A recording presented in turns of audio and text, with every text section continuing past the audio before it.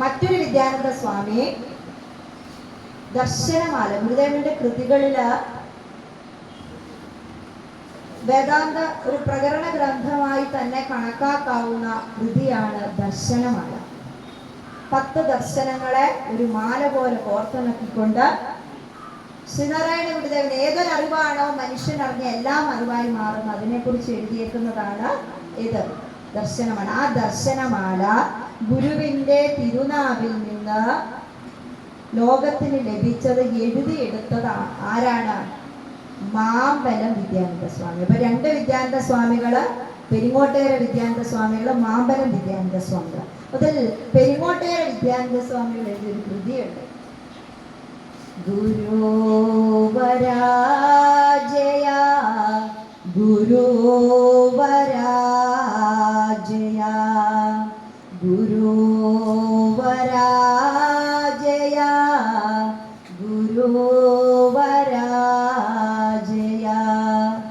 ഗുരുവരാജയ ഗുരുവരാജയ ഗുരു നാരായണ മഹാദേവാജയ അജിന്ത്യ ദുഃഖസാഗരം കടക്കുവാൻ ദ്വിജിന്ത നൽകിയ ഗുരുവരാജയ അനാദിയാം ഭവ കടലിൽ സേതുവാം അനാമയേനായ ഗുരുവരാജയ അചിന്ത്യ ദുഃഖസാഗരം കടക്കുവാൻ ദ്വിജിന്ത നൽകിയ ഗുരുവരാജയ. സ്വാമി ഇവിടെ പറഞ്ഞു വെച്ചത് എന്താണെന്നോ? ഇവിടെ ബാബുശാന്തി പ്രത്യേകം എടുത്തു പറഞ്ഞൊരു കാര്യമുണ്ട്. നമ്മളുടെ ചെറുപ്പക്കാര് പെട്ടെന്ന് പെടഞ്ഞു വീണ് മരിക്കുക, അല്ലേ?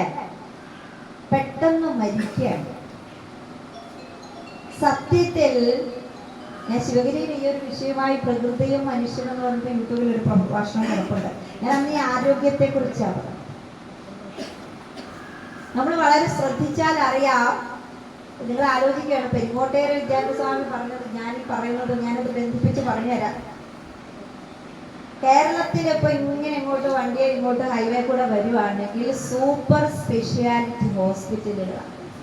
കുട്ടികൾ ഉണ്ടാകത്തൊക്കെ അതിന് പ്രത്യേകത, ഹൃദയത്തിന് പ്രത്യേകത, കിഡ്നിക്ക് പ്രത്യേകത, അല്ലേ?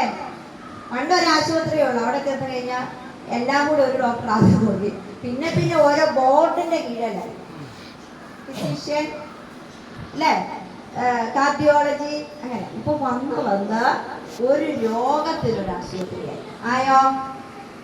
ആകെ ഈ കേരളം ഇത്ര നീളമുള്ളൂ, പക്ഷെ എല്ലാത്തിനും പ്രത്യേക ആശുപത്രി. പക്ഷേ രോഗം കൂടുവാണോ കുറയുവാണോ? ചികിത്സ കിട്ടുന്നുണ്ടല്ലോ, ചികിത്സയുണ്ടല്ലോ, പിന്നെ എന്നെ രോഗം കൂടുന്നേ? നമ്മളിപ്പോ മുറ്റും ഇങ്ങനെ മുഴുവൻ ഇല വീണ് കിടക്കും. നമ്മളിങ്ങനെ തൂത്തുവാരി ഇങ്ങനെ വരുമ്പോ വൃത്തിയാകുന്നതിന്റെ കൂടും വൃത്തികേടാകുന്നതിന്റെ കുറയും. എന്തോ ഒരു കാര്യത്തിന് വേണ്ടി പ്രവർത്തിക്കുന്നോ അതിങ്ങനെ നന്നായി വരുമ്പോൾ മറ്റേ ഭാഗം കുറഞ്ഞുകൊണ്ട് വരും. ഇപ്പൊ രോഗത്തിന് ചികിത്സയുണ്ടല്ലോ, പിന്നെ എന്തിനാ ആൾക്കാർ ഇങ്ങനെ മരിക്കുന്നേ? ഞാനൊരു കാര്യം പറയട്ടെ, പകുതി നമ്മുടെ മാനസിക, പകുതി നമ്മുടെ ആധ്യാത്മികത. ഇന്ന് സമൂഹത്തിൽ ചുതി വന്നിരിക്കുന്ന ഭാഗം ആധ്യാത്മിക ഭാഗം. ശ്രീനാരായണ ഗുരുദേവൻ അദ്വൈത ജീവിതം എന്ന് പറയുന്ന സന്ദേശം 1904, എത്ര വർഷം മുമ്പാണെന്ന് കണക്ക് കൂട്ടി നോക്കിക്കേ. 1904 നൽകിയപ്പം പ്രത്യേകം പറഞ്ഞു, ഒരു മനുഷ്യന്റെ അല്ലെ ഒരു സമുദായത്തിന്റെ, സമുദായം എന്ന് പറഞ്ഞാൽ ഈഴവ സമുദായമോ നായർ സമുദായമൊന്നും അല്ല, ഗുരുദേവൻ സമുദായം എന്നുള്ള വാക്ക്, ഗുരുദേവന് ഒരു സീമാതീതമായ ദൃഷ്ടിയും കാഴ്ചപ്പാടും തത്വദർശനവുമാണ്. നമ്മളിങ്ങനെ എല്ലാം വിഭാഗീയത വെച്ച് സംസാരിക്കുന്നത്. ഗുരു പറഞ്ഞ ജനസമുദായത്തിന്റെ അഭിവൃദ്ധിക്ക് വൈദികരെ പോകണം. ജനസമുദായത്തിന്റെ അഭിവൃദ്ധിക്ക് വേണ്ടത് ആന്തരികമായ പരിഷ്കാരം. എങ്ങനെയുള്ള പരിഷ്കാരമാ? ആന്തരികമായ പരിഷ്കാരം വേണം നമുക്ക്. നമ്മൾ ഭൗതികമായിട്ട് വലിയ വീടുണ്ടാക്കി, വാഹനം വാങ്ങിച്ച്, കൃഷി ചെയ്തു, എല്ലാം ഉണ്ടാക്കി, നല്ല ഭക്ഷണം മാത്രം കഴിച്ചു. ഇതിന് വേറൊരു ഇതുണ്ട്. രോഗത്തിന് നമ്മൾ ഇപ്പൊ പൊല്യൂഷൻ, മലിനീകരണം ഒരു വിഷയമാണ്. ഈ മലിനീകരണം എങ്ങനെ ഉണ്ടാവുന്നേ?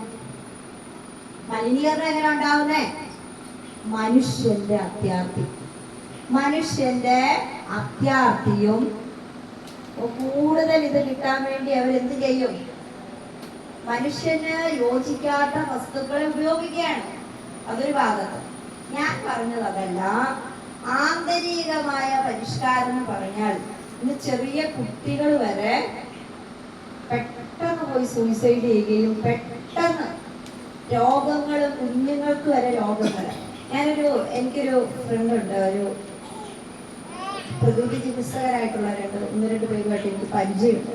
അവര് പറയുന്നത് നമ്മുടെ ഈ പ്രായം, നമ്മൾ ജനിച്ചു കഴിഞ്ഞിട്ടുള്ള വയസ്സിനെയാണ് നമ്മൾ ഏജ് എന്ന് പറയുന്നത്.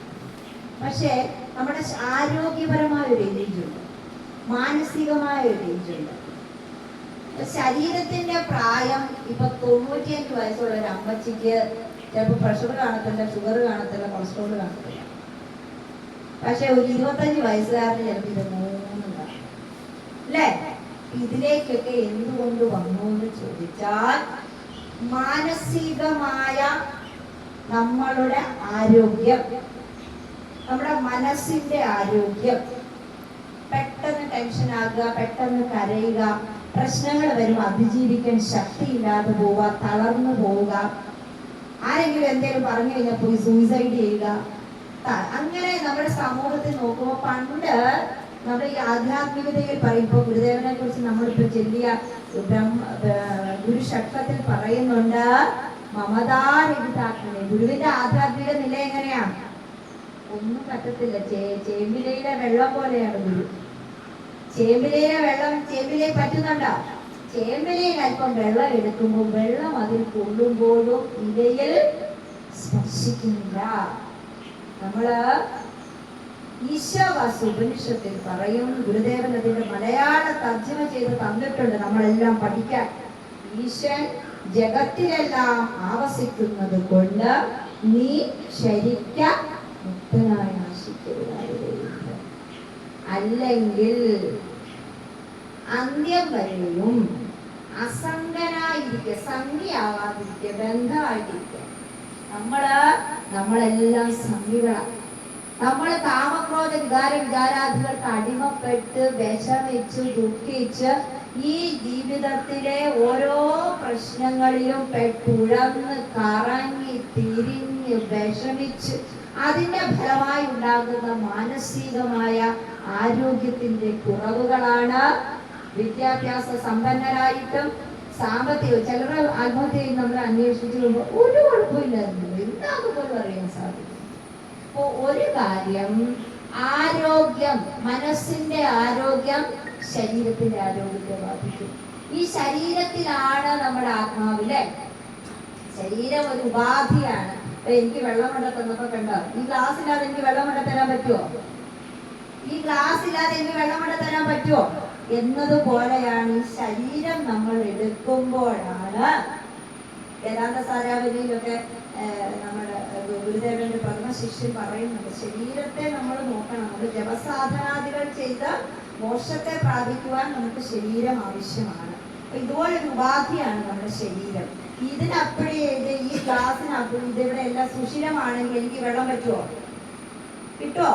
അപ്പൊ നമ്മുടെ ശരീരവും നമ്മുടെ ആരോഗ്യവും നമ്മുടെ മനസ്സിന്റെ ആരോഗ്യത്തെയും മാനസികമായ വീക്ക്നെസ്സുകള്, അനാരോഗ്യം ശരീരവുമായി ബന്ധപ്പെട്ടിരിക്കും.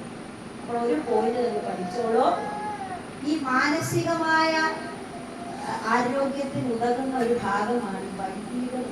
മാനസികമായിട്ടാണ് പൂജയും ആരാധനയും പ്രാർത്ഥനയും സന്ധ്യാവേളകളിൽ നമ്മൾ പോയി ഒരു ദീപാരാധനയൊക്കെ കൂടി പ്രാർത്ഥിച്ച് പോരുമ്പം ദുഃഖവും പ്രയാസവും ഒക്കെ ഉള്ളവർ പോയി അല്പനേരം ഒന്ന് ഭഗവാന്റെ വിശേഷേണ ഗ്രഹിക്കുന്നത്. അതാണ് വിഗ്രഹം.